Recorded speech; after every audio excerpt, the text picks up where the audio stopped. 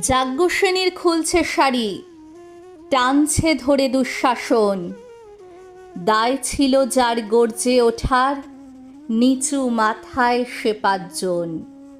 দুর্যোধনের নগ্ন উরু, ইঙ্গিতে তার ধর্ষকাম। হস্তিনাপুর দেখছে বসে, ধ্বস্ত হতে তার সুনাম। অন্ধ রাজা সিংহাসনে, আর্ত চেঁচান বৌমা তার। নিজের দলের নির্যাতনে সব রাজা হন নির্বিকার।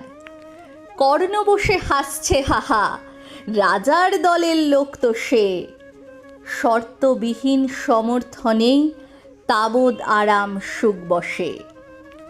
ভীষ্ম, দ্রোণ, কৃপ, নীরব, সরকারি লোক হাজার হোক, রাজার কথাই তোমার কথা, তুমি যখন রাজার লোক। খল শকুনি দেখছে সবই, বস্তুত সে ধ্বংস চায়।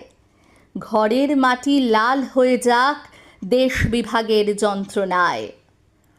সুশীল সভায় ঘটছে যখন রাজ অপরাধ জঘন্য, ঠিক তখনই তার বিরোধে চেঁচিয়ে ওঠেন বিকর্ণ। বিকর্ণ নন কেউ কেটা লোক, ১০০ ভাইয়ের একজনা। তেমন করে এর আগে কেউ তার কথাটাই জানত না।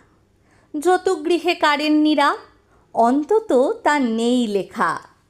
ভীমকে যখন বিষ খাওয়ালো, তখনও তার নেই দেখা। কিন্তু যখন প্রকাশ্যেতেই কাটছে নারীর আবরু কেউ, স্তব্ধ জীবের চুপসাগরে বিকর্ণ হন একলা ঢেউ। চেঁচিয়ে ওঠেন রাজার কুমার যুবরাজের বিরুদ্ধেই। মহাবলী পাণ্ডবেরও তখন গলায় সে সুর নেই।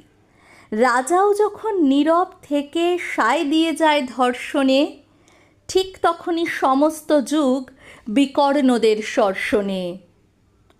আমরা যারা কিচ্ছুটি নই, একটি মোটে ভোট কেবল, অত্যাচারের সামনে এলে সঙ্গী শুধু চোখের জল। পোষ্য ভাবে যাবনা চেবাই অন্ধ এবং নিকর্ণ। প্রার্থনা থাক আমরা যেন একবার হই বিকর্ণ।